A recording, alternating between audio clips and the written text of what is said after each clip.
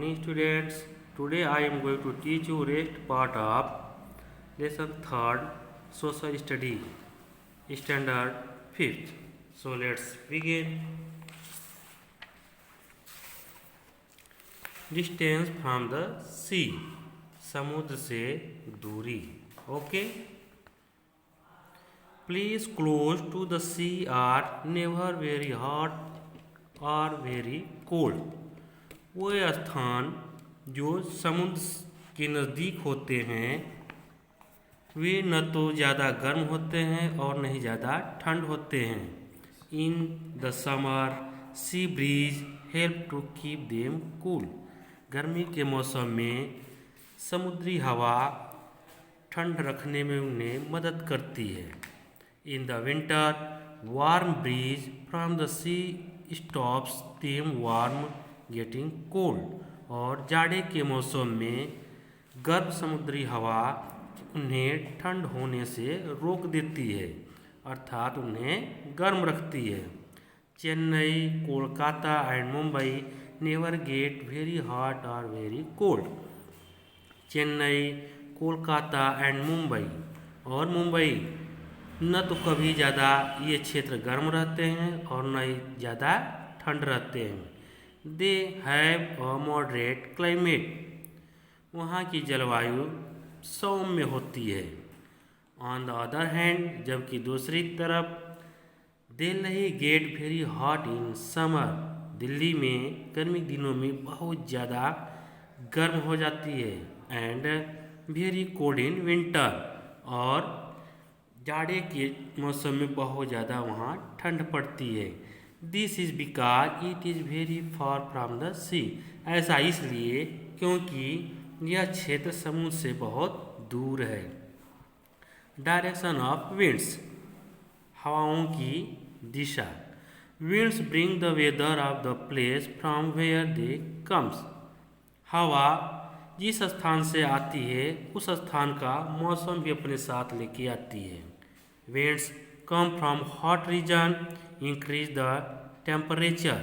हवा जब गर्म क्षेत्रों से आती है तो तापमान को बढ़ा देती है. While those coming from cold region decrease the temperature.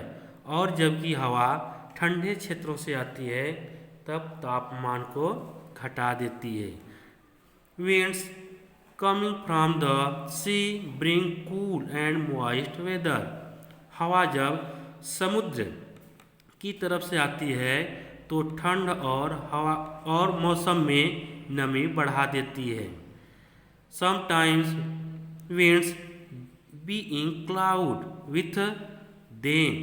Here being is not correct. यहाँ ब्रिंग होना चाहिए था. ब्रिंग मीन्स लाना. Okay. Sometimes winds bring clouds with them and cause rainfall. कभी कभी हवा अपने साथ बादल लेके आती है, बादलों को लेके आती है और वर्षा का कारण होती है. इन दिस वे इस तरह winds influence the climate on an area. इस तरह से हवा भी किसी क्षेत्र के जलवायु को प्रभावित करती है. No more. El Nino refer to the irregular warming of surface water in the Pacific. El Nino Pacific महासागर की सतह पर गर्म होने वाली अनियमित एक हवा है. El Nino refers wind and rainfall patterns. El Nino affects wind. El Nino हवा के तरीकों को और हवा को बदल देती है. Once again I repeat, no more. El Nino refers to the irregular warming of surface water in the Pacific. El Nino प्रशांत महासागर के सतह को अनियमित रूप से गर्म कर देती है. El Nino affect wind and rainfall pattern. El Nino हवा और वर्षा के तरीके को प्रभावित कर देती है. It result in tornadoes in Florida, smog in Indonesia and forest fire in Brazil. और इसका परिणाम यह होता है कि फ्लोरिडा में टॉर्नेडो जैसा तूफान आता है। स्मॉग इन इंडोनेशिया में कोहरा छा जाता है। और ब्राज़ील में जंगलों में आग लग जाती है। Okay students, so next topic here is relief means होता है ऊंचाई। Another factor that influence climate is altitude और हाइट एबव सी लेवल। समुद्री लेवल से जो ऊंचाई पर स्थान है, जो ऊंचे स्थान हैं, वो भी जलवायु को प्रभावित करते हैं। The higher we go the colder it get. हम जितना ही ऊपर जाएंगे उतने ही ठंड बढ़ती जाती है। Areas that are located at a high altitude means here ऊंचाई से है, हैव ए कोल्ड क्लाइमेट। वे स्थान जो ऊंचाई पर होते हैं वहाँ की जलवायु ठंड होती है। Okay students, we know that most of the mountain peak are covered with ice. हम जानते हैं कि पर्वतों की ज़्यादातर पर्वतों की चोटियाँ ज़्यादातर बर्फ से ढकी रहती हैं, पार्टिकुलरली इन विंटर, विशेष रूप से जाड़ों में। This is because the temperature at higher altitude in very low. ऐसा इसलिए होता है कि ऊंचाई पर जाने पर टेम्परेचर बहुत कम हो जाता है, गिर जाता है।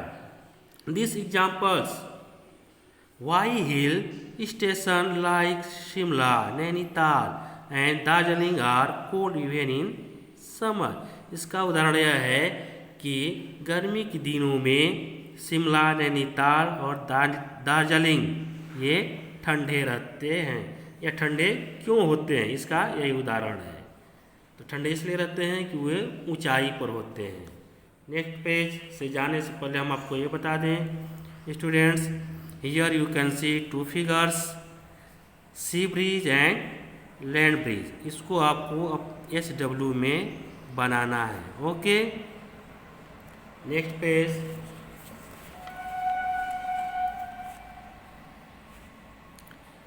Human impact on climate.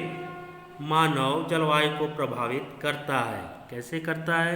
The factor that you have studied till now in this chapter affect the climate naturally. जो कारक अब तक आप इस चैप्टर में पढ़ते आए हैं जलवायु को प्रभावित करने वाले, वे सब प्राकृतिक हैं। However you should know that human also influence the climate. जबकि आपको यह भी जानना चाहिए कि मानव भी जलवायु को प्रभावित करता है। The climate is affected and gets change. जलवायु प्रभावित होता है और बदल जाता है बिकॉज ऑफ आवर एक्टिविटीज़, क्योंकि हमारे क्रियाकलापों की वजह से ऐसा होता है। For example we cut down trees. उदाहरण के लिए हम पेड़ों को काट रहे हैं। Trees take in carbon dioxide and produce oxygen. पेड़ कार्बन डाइऑक्साइड को ग्रहण करते हैं और ऑक्सीजन प्रोड्यूस करते हैं, छोड़ते हैं। A reduction in trees increase the amount of carbon dioxide in the atmosphere. पेड़ों के घटने के कारण वायुमंडल में कार्बन डाइऑक्साइड बहुत तेजी से बढ़ रही है। Another example is that of the industrial revolution which started at the end of the 19th century. एक दूसरा उदाहरण है कि 19वीं शताब्दी के अंत में औद्योगिक क्रांति का शुरू होना। It has had a huge effect on climate. इससे बहुत अधिक जलवायु प्रभावित हुई।